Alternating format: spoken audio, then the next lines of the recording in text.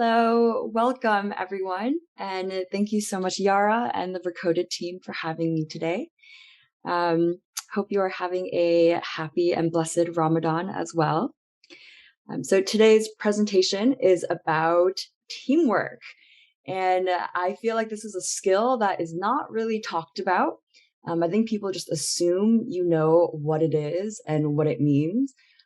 Yet it is so essential, right, for the success of companies and organizations.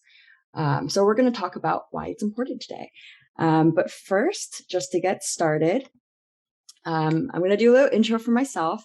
But also, if you have any questions at any point, feel free to just unmute yourself and ask me, or you can type it in the chat box as well. But basically, don't worry about interrupting. I definitely welcome any questions you have, but I will also have a dedicated Q&A at the end as well. So my name is Michelle Lee. As you can see, I've had a little bit of a hair color change recently, but that is my picture. I was born in the US, but I've lived all over. I founded Young Tech Leaders of the Middle East last year, or actually it was 2020. Sorry, time flies by very fast. But this is a technology leadership program and community for conflict-affected youth from the Middle East. We launched our first program with 24 youth from all over the region. And you can kind of think of it as a leadership skills incubator. So we were working on skills like communication and critical thinking, teamwork, public speaking, etc. My background is in international education and technology, financial technology or fintech specifically. So my last role was as the data operations lead at Bloomberg. And I am very passionate about technological inclusion. I believe everyone should be able to have the access to develop a career in technology or to interact with technology. So I'm really all about leveling the playing field because, technology is, by nature, open. It's a remote thing, right? Anyone can access it. So therefore, we should build, the infrastructure so that everyone also has equal access to it. So again, the reason why we're talking about teamwork today is because this is a critical yet not talked about skill. So we are going to define it. We are going to discuss what goes into building strong teams. And then we are going to break down the things that you can do to be a strong team player. So in short, we are going to discuss why and how teamwork makes the dream work. And I love this phrase. So once again, if you have any questions, just stop me at any time. And hello to Siham and Ahmed. I see we do have some Young Tech Leaders Fellows in here. Wonderful. So we are going to start off with a poll. So what do you think is the greatest predictor of a team's success?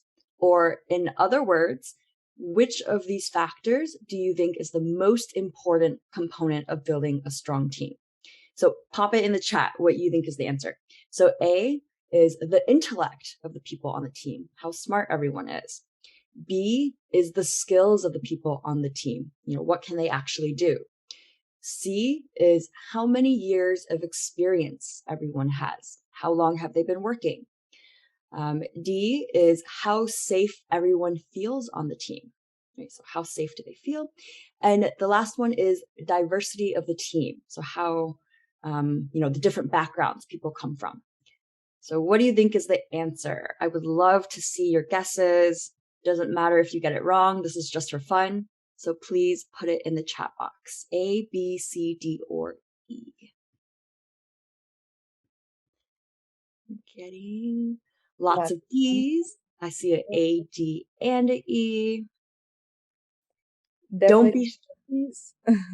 Don't be shy to go against the grain too if you think it's not D. All answers are welcome here. Any other answers?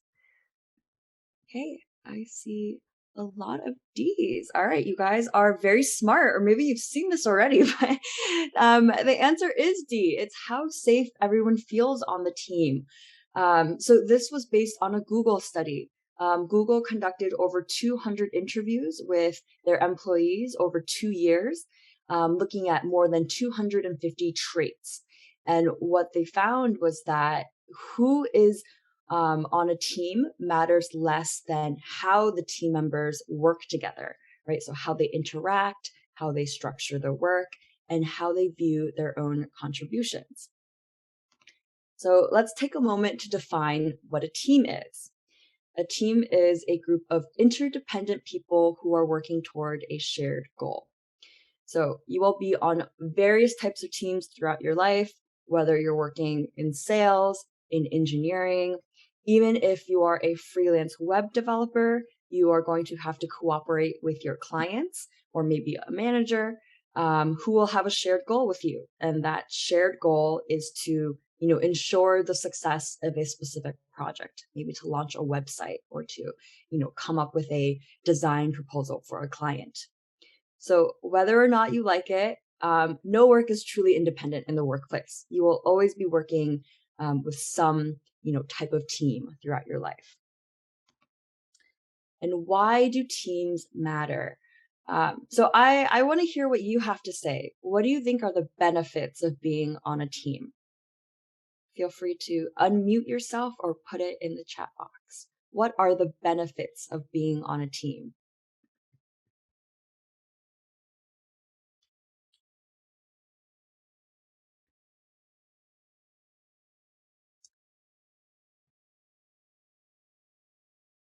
Anybody?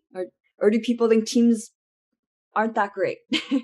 What is the benefit? All right, I've got a few answers in the chat box here. Getting work done faster, right? Speed.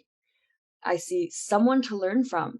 Yeah, so there's other people setting examples. You can, pass down like institutional knowledge faster, exchange experiences, sharing experience, because in the team you can learn faster. And I think what you learn while in the team is more than what you can learn individually. Absolutely. Sharing diverse insights. Yeah. So you guys have it all on the mark. So when you are in a team, honestly, we are just stronger together, simply, right? So in a high functioning team, you can accomplish far more when you're working together because you can balance out each other's strengths and weaknesses. Every person provides different skill sets, experiences, and perspectives. And there are proven studies that show that diversity does make for stronger teams because the different perspectives enable you to try out different solutions and come up with more innovative ideas. And there was actually a study done by the Boston Consulting Group.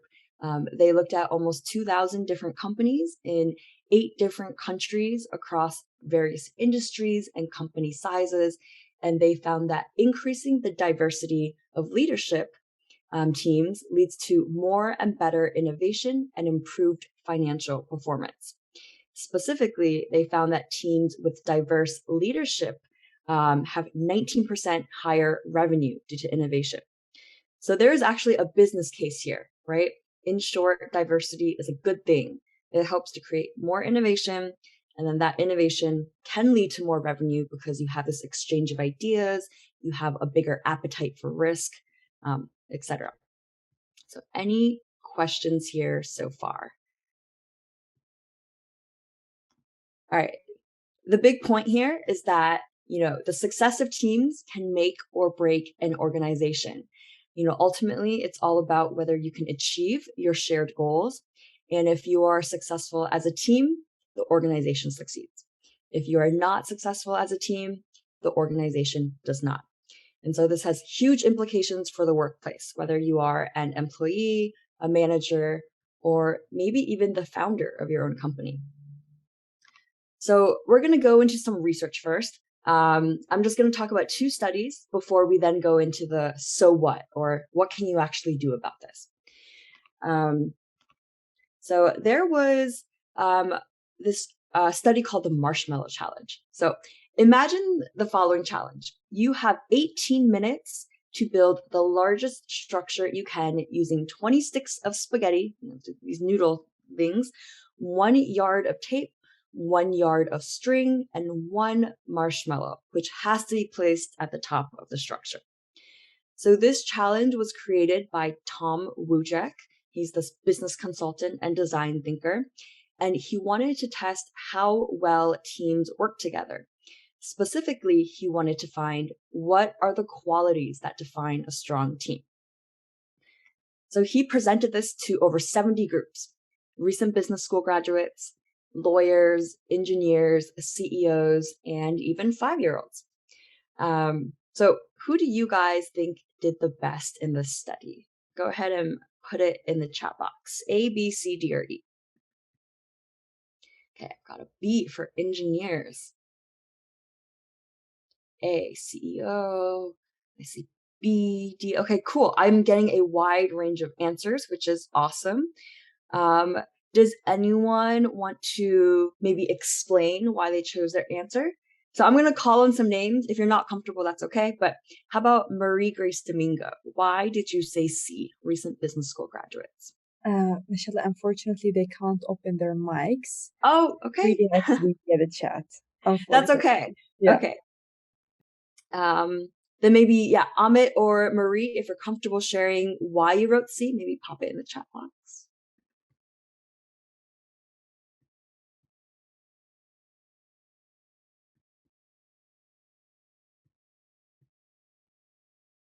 All right, so Aya said CEOs and engineers have the skill of thinking out of the box. Okay, that's a good point. Maybe one more person? Anyone else want to share why they chose their answer? Okay, Amit said business school graduates because they studied business, and at school they have also done some projects together. Okay, that's also a fair response. All right, so Wojcik found that actually 5-year-olds typically did the best on this challenge, and we're gonna go into the details why.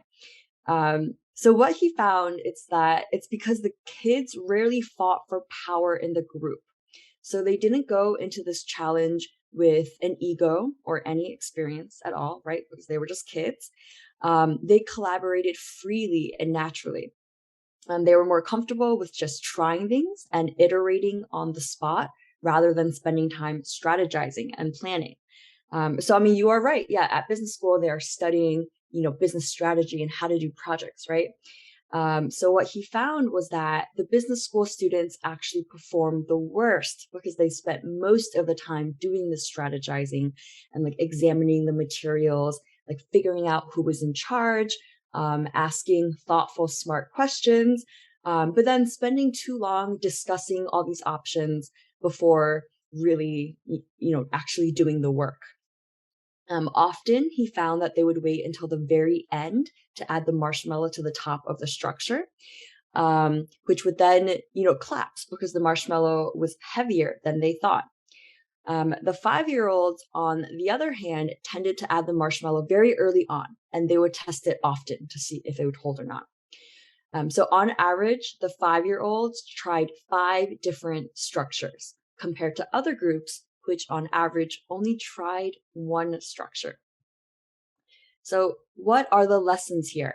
How can we translate these findings into things that you can do as a team player? So 1, you can help create a culture where assumptions are challenged. So one of the reasons why the 5-year-olds performed better was because they were open to ideas and suggestions. As I mentioned, they didn't have experience, they didn't have egos, so they were comfortable challenging and giving feedback to each other. 2, you can provide real-time feedback instead of waiting until the project's completed end. So as I mentioned, the 5-year-olds used an iterative process. They kept testing and reviewing so they could improve the design. And they tried putting the marshmallow on top frequently. They didn't wait until the very end. An example or like a parallel in the coding world maybe is, not waiting to push something into production until the very last day, instead testing something in a production environment frequently as you go. The third one is focus on encouraging learning opportunities instead of simply searching for the best answer. So unlike the business school graduates, the 5-year-olds weren't obsessed with finding the best or perfect answer.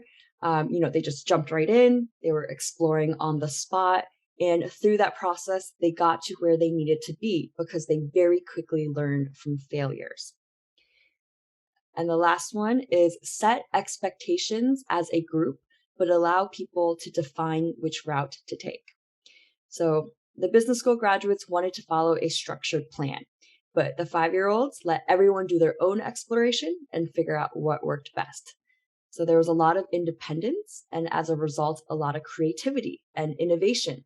And those are things that you can't plan for, right? Innovation is all about just like on the spot, learning from what fails and what works and what doesn't. So if you're leading a team, this can mean giving people the end goal, but then let them come up with what steps to get there, right? Give them the freedom and the agency to explore. So the lesson here is it doesn't matter how skilled or smart or experienced you are. What makes a strong team is about trying together, failing together, and learning together, and not having an ego while you're doing it. So now we're going to move on to the second study called the Bad Apple Study by Will Phelps. And this is a business school professor from the university in Australia. And in this study, he organized groups of 4 college students into teams and gave them a task to complete in 45 minutes. The people are told that the team that performs the best will be awarded $100 per person. So they really want to win here. And what the students don't know is that in some teams, the 4th member is actually an actor. And that actor is playing a role of the bad apple. So what do I mean by that? There's actually 3 types of bad apples. So the first one is the downer. So this is somebody who just complains that the task they're doing isn't enjoyable, or they make statements that doubt the team's ability to succeed. How many people have worked with a downer before? If you can maybe like raise your hand, or you can just put it in the chat box. Has anyone had this experience before?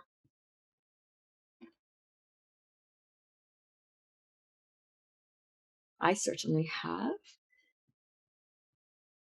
All right. And then the second type of bad apple is the jerk. So this is someone that, says other people's ideas aren't good or not adequate, and who doesn't offer any ideas or alternatives himself. Anyone with this experience? Again, hands up or in the chat box.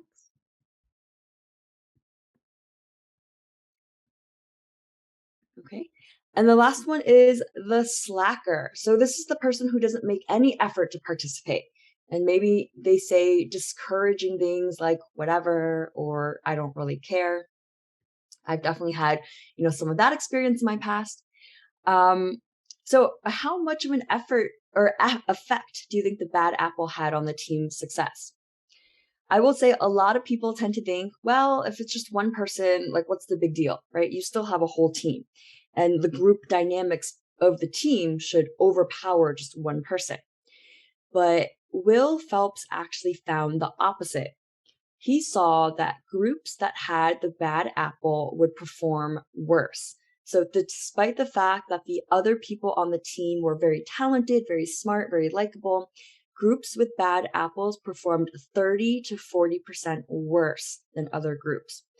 That's a huge figure. Like one person can bring a team performance by 30 to 40% down is what he's saying. In groups with the bad apple, people would then tend to argue and fight more. They didn't share relevant information with each other, and they communicated less. Even worse, he found that other team members began to take on the bad apple's characteristics. So when the bad apple was a jerk, other people also started acting like a jerk.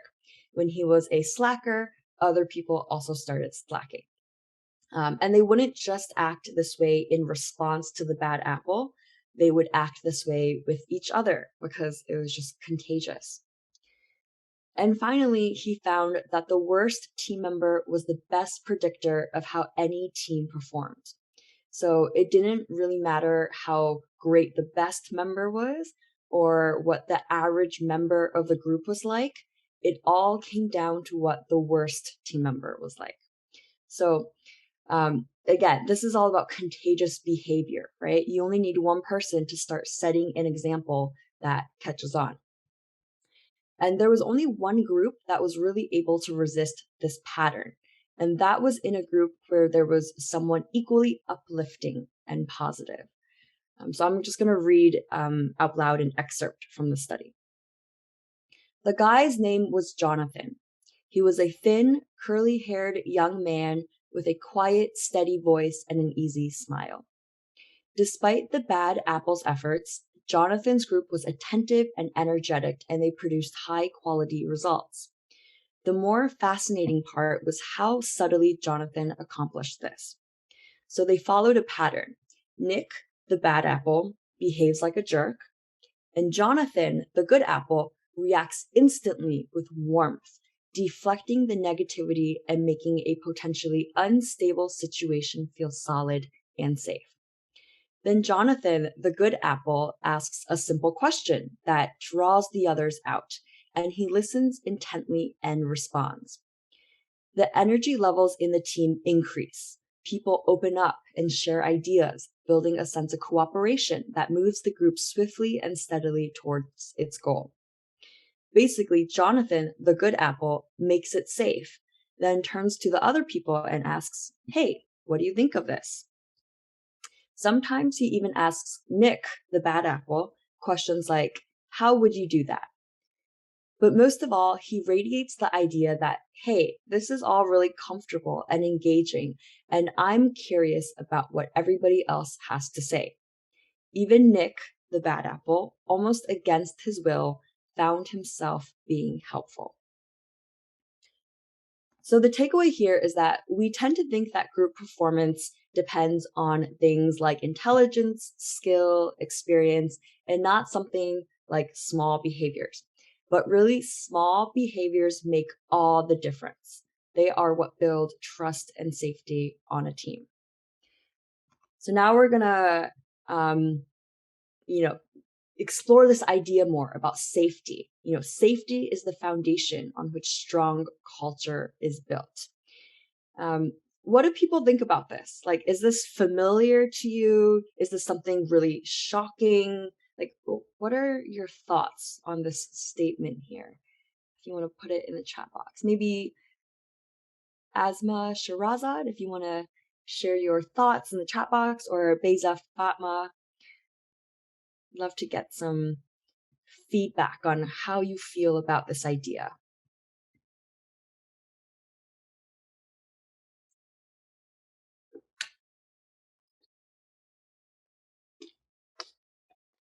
Anybody want to volunteer their thoughts? Okay, I see from Asma, I think it's correct. Lisa says definitely agree with that. Asma says depending on each environment and culture. Okay, that's also a fair comment. Yeah. So we're gonna okay, and I see from Yara, safety is overlooked in many settings. Yes, I agree with that. So we're gonna transition now into the so what, or now that we know this information, like what can you actually do about it? And I'm going to introduce to you the concept of psychological safety, which these two previous studies have illustrated is actually the most important component of a strong team. So again, it's not intellect, it's not skill, it's not experience, but how safe every team member feels. So psychological safety is the belief that no one will be punished or humiliated for speaking up with ideas, questions, concerns, or mistakes. It is the idea that you are safe to be yourself and to have a voice. Everyone's voice will be heard and respected. And in a psychologically safe environment, it's okay to disagree with a manager or even the CEO of a company if you have a different opinion, right? As long as this communication is respectful, of course. But you are allowed to critique each other's ideas and to have a lively debate. And you don't assume just because someone is higher up, then you have to do what they say, right? You have the permission to challenge each other, and you are encouraged to do it. And you feel safe doing that. So how do you create psychological safety? We're going to go over a couple strategies. So one way is to create belonging cues. So these are non-verbal signals that create a sense of connection between all members of the team. And belonging cues have three different qualities. So one, they have energy. And this just means, you show that you are invested in the social exchange that is occurring. So what are some things you can do to show energy? You can show you are listening. So nod your head, you ask follow-up questions, you can smile if that comes naturally. Don't force it if you're not naturally a smiley person. In Zoom meetings, it means turn your video on to show that you are being present with everyone else. And again, this is one of those things where you can set the example. So maybe you are part of a team and nobody uses video, but you could propose it one day, right? You could be like, hey, I would love to see everyone's faces. Why don't we, turn on our video today or something like that?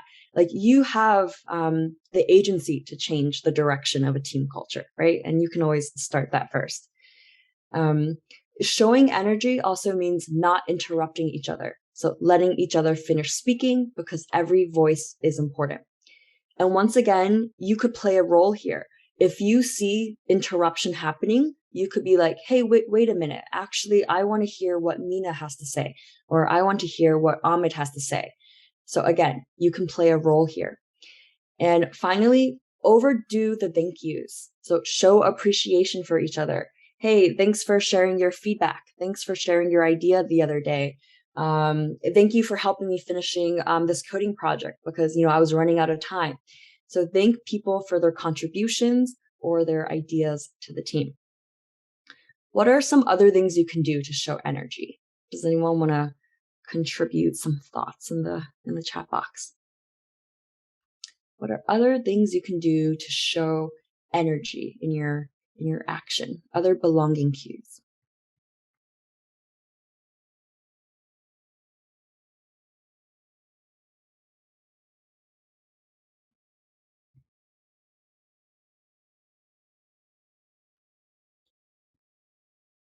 Just gonna give it a few more seconds if anyone wants to. Check-ins. I love that. Yeah. So Rowan says check-ins. Absolutely.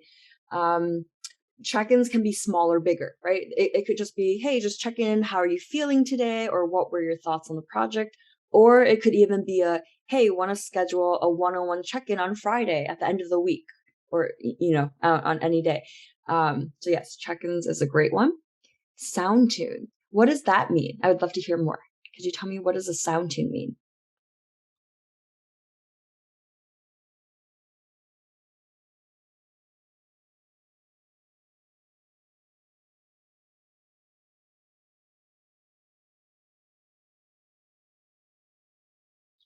And then in the meantime, if anyone else wants to pop in their ideas.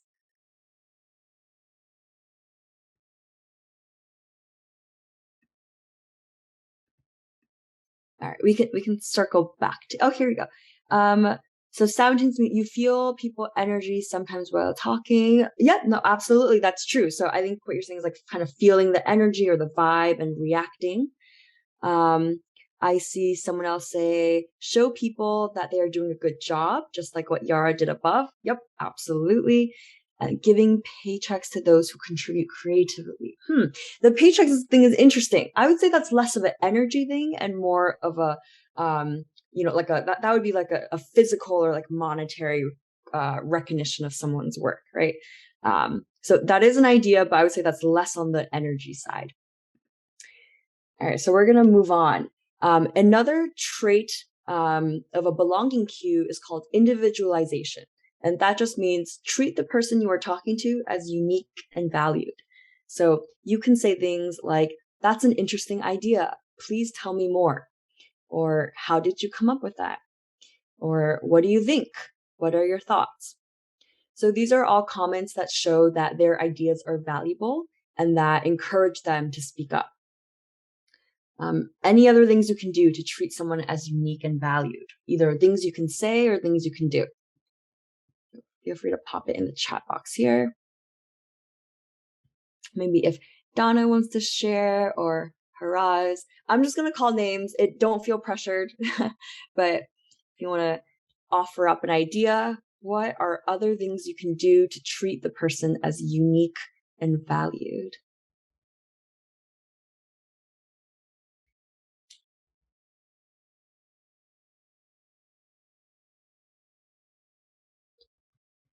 Something small I think you can do is even just using people's name more frequently, right? Being like, Aya, that's a great idea. They've done psychological studies where when you say someone's name, it activates something in their mind where, they feel that recognition. So that's a much smaller thing you can do, but you can always throw that into the way you communicate with people as well. All right, I'm going to move on to the next slide, but I will circle back if anyone has anything else to add. Oh, I see Hara says, listening to him talk about the person's interests and things he cares about. Yeah, that's actually a great one. So this is, again, just very small, but you can just ask people, before a meeting, like, hey, what have you been up to? What's something exciting going on in your life? What are you working on currently? Any of those things to open up the conversation and treating them as a human being rather than just, an engineer. Again, sounds simple, but it really goes a long way. And yes, I see Siham says, remember their special ideas, dates, and events. And then Haras says, call them with your name. Yep, those are all great ones. So the last attribute or trait of a belonging queue is that it is future-minded. So this just means, you signal the relationship will continue. If you are a leader, this means talking about the vision you have for the team and what role each person can play. And, let them know that you are working toward that future vision together. There are also specific phrases you could say. You could say, your experiences and skills will play a large role in this project. Or, I'm giving you these comments because I have very high expectations and I know that you can reach them. Again, these are comments maybe you might more say as a leader, but it, again, helps you give an idea of how you can signal a future relationship together. And all these things together create a message. And that message is, we are close, we are safe, and we share a future together. And studies have found that you can predict team performance by focusing only on these belonging cues. So like if you were to look at, a team working together through a window and you ignored everything else, skill level, experience, personalities, and only focused on belonging cues, right? So that's again, them like, maybe nodding their heads, them saying like, what do you think? Them, calling each other's names, etc., etc. If you were to only focus on those belonging cues, you can predict how successful that team is. So these are small actions by themselves, but they really add up to create something very, very important, and that is trust and safety on the team. So any questions? If not, I'm going to move on to the next section, which is how can you create safety as a leader? So if you find yourself, as a leader on a team, you can frame the work as a learning problem, not an execution problem. So what that means is instead of focusing on just getting from point A to point B with a plan you wrote up by yourself, focus on the learning process. So learning what works, what doesn't work, and, just experiment as you go. So instead of assuming you know the answer, as the leader, let the team find the solution and develop the process themselves. Right? That gives space for more creativity, more agency, and you might be surprised that they come up with something that you didn't even think about. You can also openly discuss the uncertainties, risks, and challenges of projects.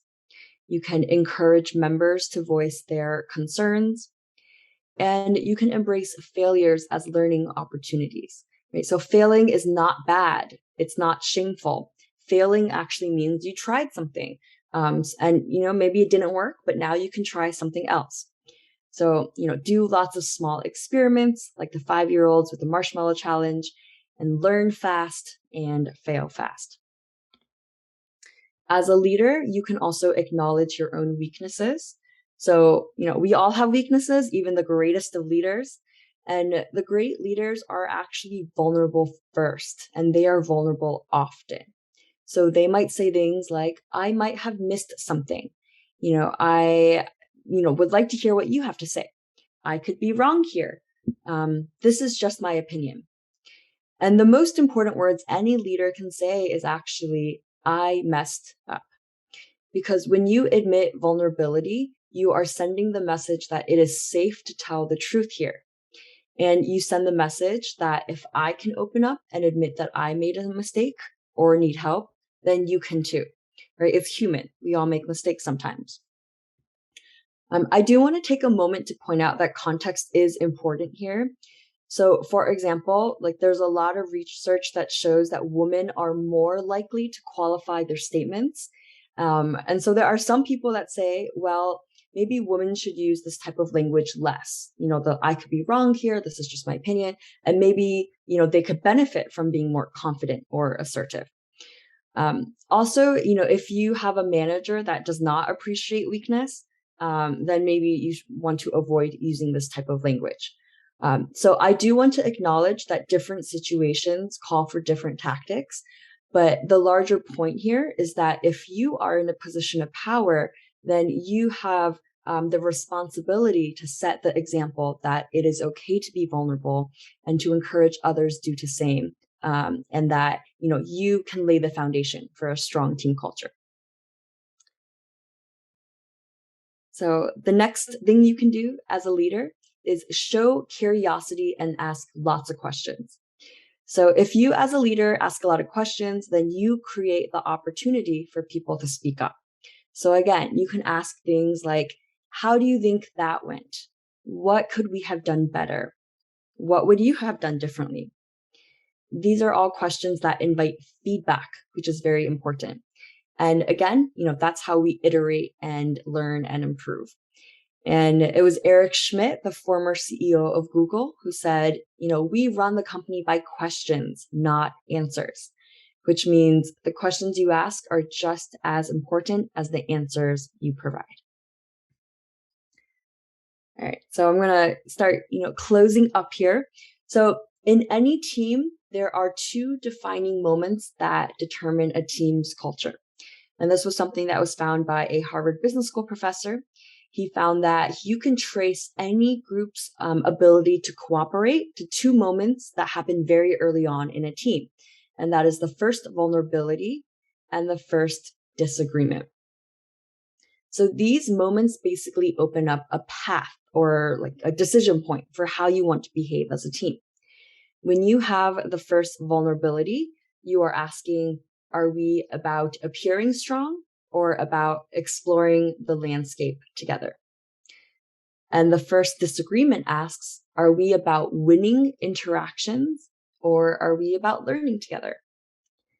So as you work in teams, I encourage you to look out for these moments and to think about what path you want to take to build a sense of trust and safety on the team.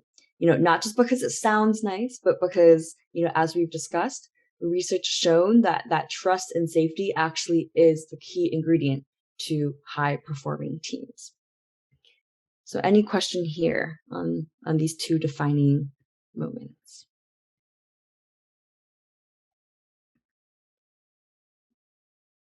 All right, so the message I want to end with is that team cooperation is created by small, frequent moments of vulnerability.